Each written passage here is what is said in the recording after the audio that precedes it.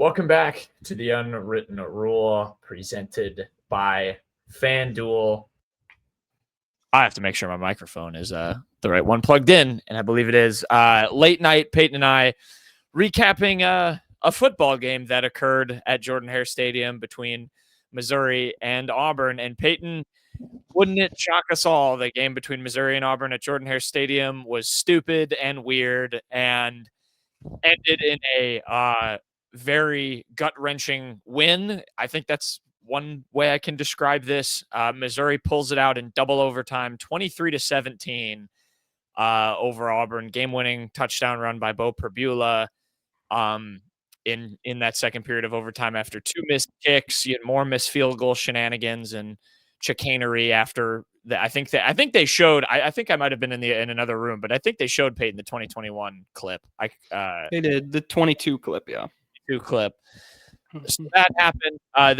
There's plenty to unpack. We'll do that, to an extent tonight as well as on for Monday's show. But Payton, insane game, stupid game. I think that's just the way I feel.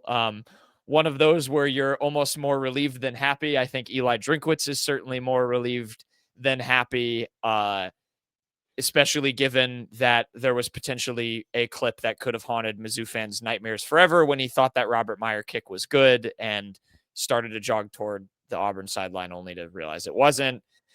It was wild. I'll get your just kind of opening thoughts. Then we'll go, I'll do the winners and losers thing. But yeah, just your quick impression now, a few minutes after this wild win Missouri survives against Auburn and Jordan-Hare.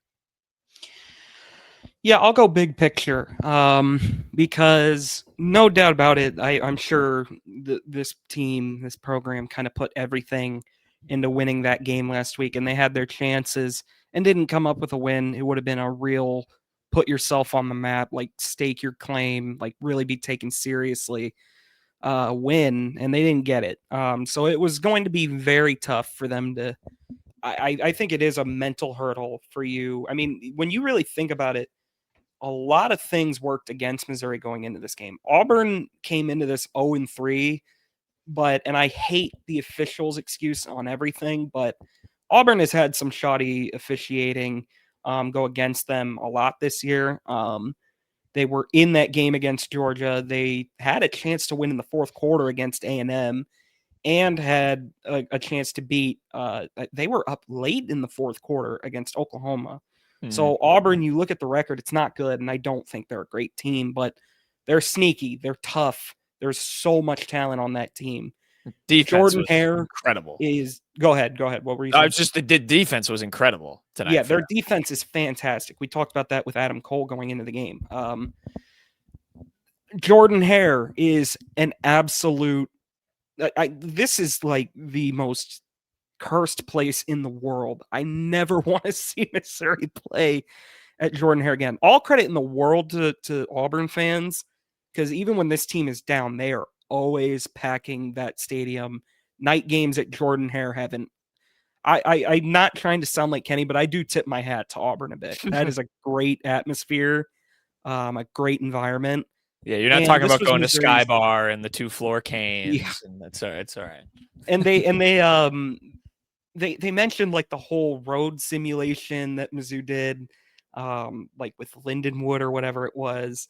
That does not prepare you for Jordan-Hare. So you have an Auburn team that is sneaky, very much more talented than their record shows, fighting for its life, was going to throw everything they had at you to not really have this thing go into a tailspin and drop to 0-4 in conference play at one of the most demented road environments you could ask for after Missouri had not been on the road for the first 7 weeks, including the bye week of the season.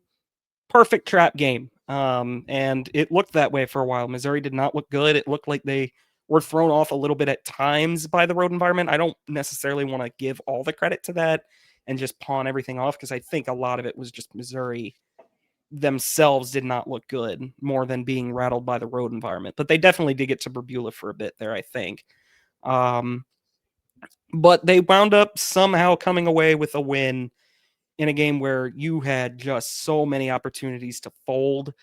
You had 5 straight drives where you came away without points. I think it was. It might have been more than that by the end of the run. Auburn went ahead 17-10 in the fourth. I really felt like it was over, but they fought back. That's just what Drinkwitz's teams have done these last few years. They find ways to win, and it's another one-score game that Drink's team comes away the victor, and another one-score game that Hugh Freeze's team comes away the loser. And your season is still alive, and now you have a real inflection point on the season next week against Vanderbilt, and everything is still on the table for you. Yeah, that is a good articulation of the big picture. I'll shout out another thing Adam Cole said too on Auburn briefly that stuck out to me. They went over to Cole Kubelik on the sideline at one point after the no call on Toriano Pride, where a lot of the Auburn fans thought it might have been PI on him late in the game, and then they had to punt, and he straight up said, yeah, this sideline looks deflated and dejected now. The energy is zapped, because that was the thing he told us about when those calls haven't gone Auburn's way, is they haven't responded well from any of them, and because that's what seemed to happen again. I think Adam Cole's exact quote was they sometimes kind of reflect their coach, and I remember seeing that shot on the sideline of Hugh Freeze freaking out. I'm like, dude, it's 2nd and 10 at the 50. You have plenty of chances here. Dial it back in, but you're absolutely right.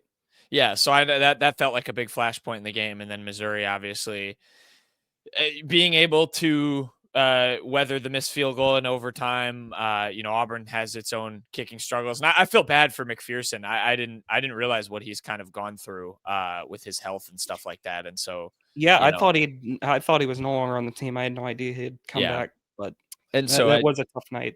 Yeah, that's a hard one for him, but I'm also not gonna knock Robert Meyer, a true freshman, in that moment, missing a kick in his first road test. I know you're harsher than field goal kickers than I, but it sucked to see him miss it, obviously, because that was an opportunity to win the game. But it was an 18-year-old kid kicking in Jordan-Hare. That field goal was never going in. The Phantoms of Auburn were blowing that wide all day long.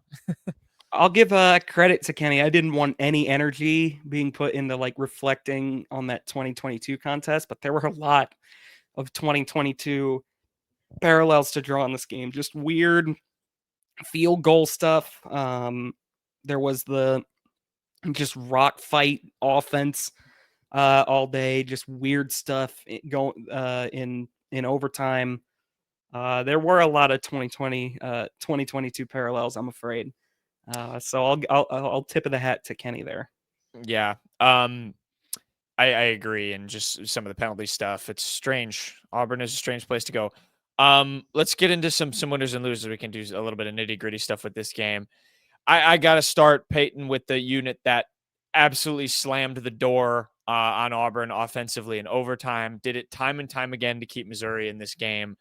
I almost at this point, with how they ended up winning it, want to just give it to the whole front seven. But this Missouri defense, I mean, especially if we're going to continue seeing some frustration with the running game and Beau Pribula, and we're going to talk a little bit about them, I'm sure.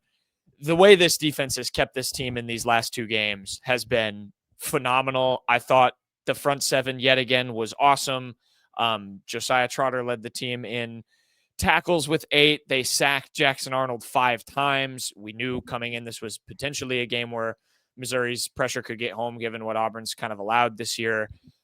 Zion Young, you heard him at the kickoff. He went, they won the toss and he went, let's fucking go. This is what we do. Gets a sack to force the first field goal, which was missed. And was just a monster. 5 tackles, 2.5 for loss, 2 sacks for him. Sterling Webb, Chris McClellan, Trotter had a sack, and I believe that was all 5 of them. I just can't count because Zion had 2. So I am going to enjoy the hell out of this defense, because the amount of blue chip guys that are especially in that front seven is just ridiculous. I had them all in winners. The guys I wrote down in particular were Trotter, Young, and Chris McClellan. And I wrote down Sterling Webb, my guy Sterling Webb, who you said had a quieter game against Alabama, had a sack. No, I don't even think I said that. I think Kenny and I both agreed he kind of got pushed around by the end. And then he had a sack, so I texted Yeah. both of you. I'm riding this. I've got investment on Sterling Webb Island. He had a sack tonight, so that was good. But yeah, this defense is phenomenal. Yeah, the thing I'm most excited about from the PFF grades tomorrow is I really want to see how much pressure they got on Arnold, because they got 5 sacks, which is an excellent day at the office on its own. I mean, Zion Young was a monster today. Damon Wilson didn't get there in the sacks, but he was there a few times. I thought McClellan, Shocker. He doesn't have the actual number, yeah, but he's always in the backfield. yeah, he was affecting plays. McClellan, I thought his number was getting called a lot. I thought he was great. Yeah, man, I think this defense is good. I think they figured it out. You're just going to have to live with the big chunk plays they give up every so often, because they're not a perfect unit. The DBs are not perfect by any stretch of the imagination, but this D line gets so much pressure. And I mean, even with just 5 sacks, it felt like Arnold was really, really just under duress the entire night. And I don't think he handled it well. I thought he held on to the ball way too long at times, kind of looked like a deer in the headlights a few times, but credit to this defense. I mean, they absolutely, and I thought Batoon called a great game. I thought every single time he dialed up a blitz, it made sense, especially in overtime. I thought Batoon called a hell of a game in overtime. So tip of the cap to Corey Batoon. I'm saying tip of the cap way too much, so I'm going to stop doing it now. But sometimes that's just the nature of the beast. I think the mark of a good team is when one side of the ball, tonight it was the offense, is kind of playing down, not playing its best. The other is good enough to pick it up. This D line, we kind of identified, I think everyone in the country did, identified it as an advantage Missouri, but credit to them. They went out there and made it really feel like it. Even the run game, I mean, the Auburn had a few explosive runs. I thought Cobb had a pretty good game. But I mean, end of the day, 41 for 150. I think that factors in sacks, so there is that. But I thought they wound up holding up enough. And this was the first time. I mean, Adam Cole talked about how, like, they just haven't stayed committed to the run. They did it tonight. They ran the ball 41 times and threw it 30. And obviously, that's including 5 sacks, which probably made it actually about a 50-50 split of 35 dropbacks against, and that factors in run. It was about 50-50. Yeah. Point being, it was more balanced. And I think that scripted drive Auburn had, they ran the ball really well. But Missouri settled in on defense after. They didn't have a great start to the second half, but again, this isn't a perfect team, but they're good enough to win games. I think at their best, they are good enough to make the playoffs and compete with anyone in the country. But it's not always going to be pretty. And tonight, they had to win ugly. It happens sometimes. Yeah, and that's why, it's exciting that they can win these ugly games, because they have the kind of dogs in the trenches to do that. This was a football guys game. If you liked watching just blitzes continually being dialed up and quarterbacks under duress, this was the game for you, because again, give some credit to Auburn. Like, some of those guys were pretty awesome.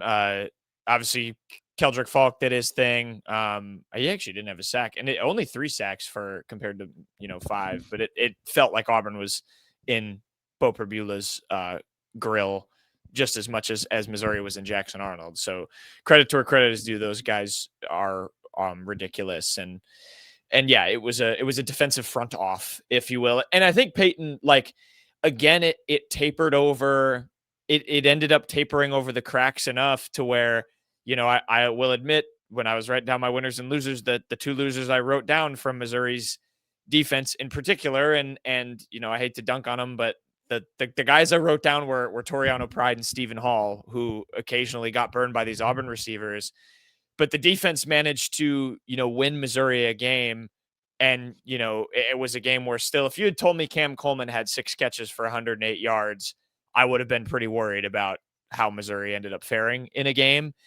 And, despite some continued struggles in the secondary, there were, I think, more than a few frustrating plays in that regard. A couple that Arnold didn't capitalize on. Coleman had the drop in the first quarter that really flipped that entire first half. the defensive line was able to taper over those cracks, but I did still again have some of those guys in the secondary. Despite the Toriano Pride interception, I thought that kind of came down more to Arnold making not the best throw. You got to be in the right place at the right time, and it's good for Missouri to finally get a takeaway, I think it's just an interception because I guess he had the fumble against Kansas, but They got those three are my two. turnovers against Alabama, didn't they, or something like that? You're Or right. maybe Oh I'm yeah. thinking they got the fumble for sure to start the second half. I don't remember if they had any others actually, but that's in the past. But point being, on the Auburn defense front, I thought their defense was excellent today because they completely bottled up Missouri's run game. I don't know what in the world was going on. And I do have like some idea, I guess. Like, yeah. For one, teams just don't respect Pribula's arm right now, and he started to finally throw it deep late, take some shots later in the game. But they're just stacking the box right now because they just don't have any fear that Pribula is going to air it out. And so there's no need. I mean, Kirby Moore tried to get it going. They ran the ball 44 times tonight. Ahmad Hardy had 24 carries, and a lot of those were in the first half. I mean, they tried to stick with the run. They really did. It never, ever, ever got in rhythm, and they made the correct decision eventually, I think, to abandon it and have to just air it out. And the situation kind of dictated that, end of the game, they threw the ball, obviously, pretty much every down, which that last drive in regulation might be something we have to address too. But we'll get there when we get there. But no, I mean, Ahmad Hardy, 2.4 yards a carry. It was worse than it was last week. I mean, the run game just had no... Last week, it was like just kind of they felt like they got rattled and moved away from it because they were rattled. This week, it felt like they realized, oh my God, we just can't get anything going on the ground. We have to go to something else. Thought the answer wound up being a healthy dose of Donovan Olabode and Josh Manning. I thought both of them had excellent games today. Glad to see Olabode get a lot more targets today. Ridiculous. He's so good. My hot take is, I think, going to safely hit about him having more freshman year receiving yards than Luther did. But no, Auburn's defense, their defense was good. We knew that coming in. They have great D linemen just all over the place. But Missouri was able to get at least, they were able to punch the ball in, running the ball, 2 with Hardy, 1 with Pribula, 3 times, which is good. They had to execute down in the red zone, and they did. But yeah, I mean, they got to figure it out. The O-line was just, it had its worst game of the year today by far. I can't even point to one player that I thought played bad. Everything was just getting so destroyed up front. It was so bad. I put the entire offensive line in the losers camp. Yeah. Frankly, I wrote Beau Pribula's name in there probably midway through the third quarter, which I have some numbers from. And I think he might have played his way out of it given some of the throws he made at the end of the game. And you're right. I don't know what comes over him and Kirby Moore. That maybe not. We don't have to. We don't have to give him that kind of a bailout. But I don't know what comes over this team and him and Kirby Moore when this situation calls for them to go quick, because this is now 2 games where they've kind of been able to throw it down the field, and they finally get it going after it doesn't look like he can complete a pass. But then it adds up to that last drive, which I think we should talk about. Should we just put the final drive of regulation in the losers? It's not a player, but just I mean, everyone involved in that. It was so bad because, I thought Beau actually was having his best drive of the game, and they got all the way down to Auburn's 30, which is still not in Myers' field goal range. But I'm thinking, okay, there's like 26 seconds left. If they can just get another 10 yards or so, might be in business. You'd want to be closer than that still. But do you think they should have called the timeout after that slant to Johnson? Because I thought they should have, and burned that second one before they went quick, and then it went all the way down to 26 seconds. Maybe, probably. I didn't have a huge issue with it. I know some people were questioning why Drink let 15 seconds run off earlier in that drive too, before calling his timeout. I didn't have a problem with that either, because you had to, above all else, I think, make sure Auburn did not get that ball back. But the last timeout, or that timeout, like after the slant, I probably would have used it then. But I mean, my God, the sack Pribula took that cannot happen. You have to No. throw the ball somewhere. He was looking to it Norfleet. Norfleet was kind of leaking out, and I don't know why he didn't just try and fire. Maybe he saw a defender that I didn't see, but that ball has to go somewhere. It cannot end with you in the dirt for a 7-yard loss in that situation. It cannot. That's just not something. Then, oh my God, that screen pass to Roberts. I thought I'd have to go back and look. I thought Kirby Moore probably hit the jackpot. It looked like, at the very least, Roberts was going to be able to bounce it to the outside and get out of bounds for a few yards. But the way it was starting to develop, I really thought he might have been able to break that, not for a touchdown, but for a lot of yards to make it a very comfortable field goal. And Beau threw it over his head and backward. That is so bad. So bad. Then the false start, just a horrible, horrible drive. Horrible. I know you've seen it already. They have a quarterback who can't throw screen passes, because this is not the first time this has happened this year. He has sailed a few of these out of bounds on some of these quick throws to the outside, which they were saying it all game long.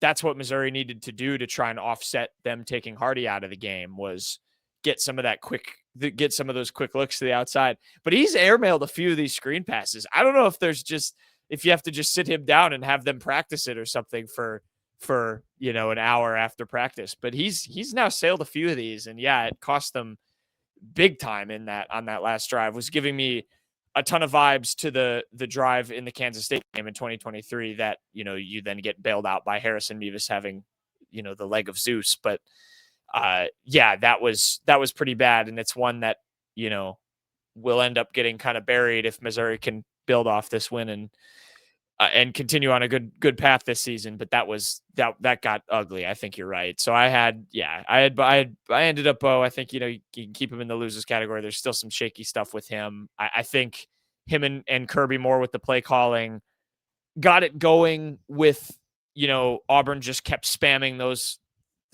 cover zero blitzes, and they figured out, some slant routes and flood routes that worked and got guys open. I think that helped them get in a little bit of a rhythm, and it was enough of a rhythm for them to win the game. And that's what ultimately matters.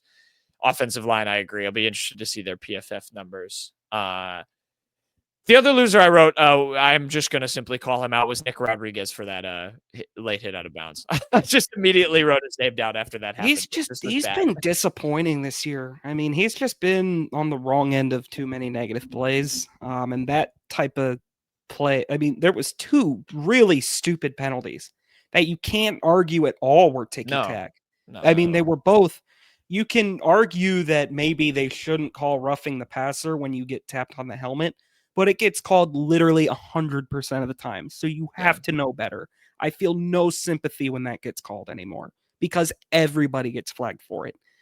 Everybody in the world, from Caleb Downs down to Caleb Flagg, is going to get flagged for hitting someone like that. So that was really stupid. Yeah. Other negative for me, unfortunately, I have to throw Robert Meyer in there. Because, I mean, how are you pushing, or like, I don't know how when you're lined up on Matt Ash. I know I'm not going to give him too much guff, because, like you mentioned earlier, freshman kicker who was not expecting to play at all this year in Jordan-Hare. But man, how do you leak that thing? Like, you have so much, like, push it.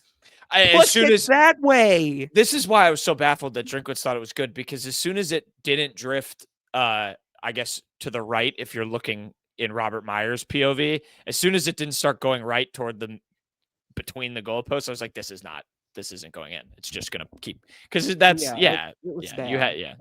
Other negative, Wesselman was not good today, but he's never good. So whatever. He finished with, I was going to read his I don't even care what he finished with average wise. He was bad.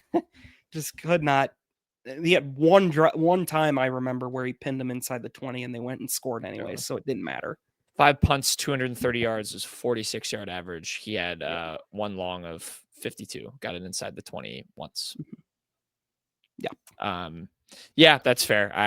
We special teams. I have one number I wanted to bring up. I texted it to you and some other friends during the game, but up until that scoring drive that tied the game at 17, which included penalties, Missouri they had called 21 plays, 69 yards, 4 punts. The longest play was a Beau Pribula 26-yard run. They had 2 plays over 20 yards. Then on that drive, it was 7 plays, 60 yards, and a touchdown. And actually, still continues to be even less impressive because 30 of the 60 yards were 2 combined penalties that were backbreaking for Auburn. That they woke up, but it took a while. That second half was rough. And I thought what was honestly worst, Missouri had a nice bounce back on third downs, I think. It was hard to be worse than last week, and they still weren't great today, but they were better, I thought. They were 8 for 17, which is not bad. It's not great, but it's solid. It's better than Auburn on the day. 6 yeah, it was better than Auburn was. What killed them offensively was, and I think you probably part of this is on Kirby because you got to put yourself in better positions. They were so bad on first down today. They had 38 first down plays, 100. They had averaged 3.6 yards of first down, which is so not good. Not good at all. And really, I wish I could sort this by fourth quarter because it was so terrible in the first quarter until honestly overtime, where they finally had a little bit more success on first down. But it was not good on first down. And again, the O-line was so bad, it ruined any chance Ahmad Hardy in the run game had. And that makes it a lot harder on first down because Missouri is a run first team. That's their identity. But they couldn't get it going, and you have to find ways to just set yourself up on first down. Yeah, that's a very good point. I kind of want to look back at least at the play summary and see what they were kind of running, because it felt like they were doing a lot of, trying to air it out on first down and then running with Hardy on second down, and that was a weird order of operations. Also, I look at the third downs do become even more impressive to me. 9.4 yards was their average distance to go on third down. They still picked up almost 48% of it, which is actually kind of impressive. Any final winners and losers for you, or other takeaways from this? I mean, loser or winner, I think, is honest to God your composure, because there were so many times where they could have rolled over and died. I had no faith going into that second overtime they were even going to pick up a first down, and they get to 3rd and 10. But credit Beau Pribula. I thought Auburn was sending so many blitzes at him and just so many exotic looks. There were simulated pressure, I remember, that just totally flummoxed him.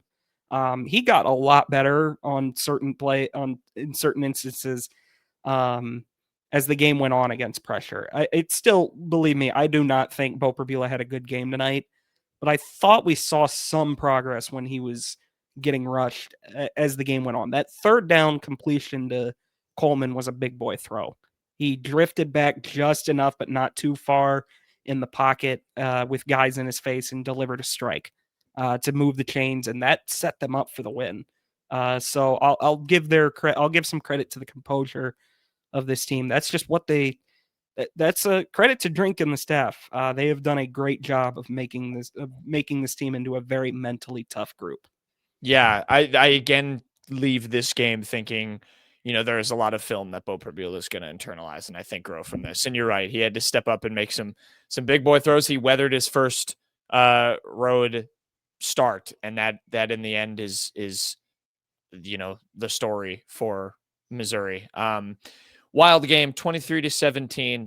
Payton, I'm going to have you guess the line with me on some updated odds from FanDuel. They don't have a line out yet for Missouri Vanderbilt, which is a game I think, we can talk about a little bit on Sunday, because Vanderbilt, obviously, huge win over LSU. But yeah, they're going to be favored. I will ask you this. What do you think Missouri's odds at winning the SEC championship game is? Oh, still really astronomical. Plus 2,500. You're close. Plus 2,000. Yeah. To win. FanDuel's got some futures on it that are updated after tonight. Making the college football playoff plus 198. That's come down a little bit. It's obviously if they go 4-1 down the stretch now, that's honestly that's the biggest thing about going one game at a time. If you go 4-1, you get one more mulligan and you're still in the playoff, I think, easily. They're plus 3,500 to win the whole thing, plus 1,700 to make the national title. Quarterfinals plus 310, semifinals plus 750. You can still get Beau Pribula and Ahmad Hardy futures too to win the Heisman. Hardy, I think, is I probably wouldn't do that. Unfortunately, probably played his way out of that case. I think it's interesting. If you get through that Vanderbilt game now, you have one mulligan left between A&M and Oklahoma, and I will still mention Mississippi State and a very frisky Arkansas team that I think is going to be tough to play and going to be hungry to beat Missouri when we get to that. So it doesn't get easy, but Missouri survived. They can score the ball, no doubt. That's a tough test for Mizzou's defense. Yeah, but you got to take it one game at a time. Missouri wins, wild one. Everyone take a collective deep breath. We'll come back on Monday. We'll have some more cleanup from the game. We'll have the PFF grades, which I think will be another good, curious insight into this. We'll talk a little bit of early Vandy stuff as well. Thank you, Payton. We weathered the late night storm. Now we can watch the second half of Oregon State Lafayette, because that's which is not going well for Oregon State. Really? Are they gonna? Oh. Right now, it's 13-10 Lafayette in the second half. Not a good fall off for the Beavs. Nope. All right, that'll do it. It's been the Unwritten Rule. We will be back Monday with more takeaways from Mizzou Auburn. See you then.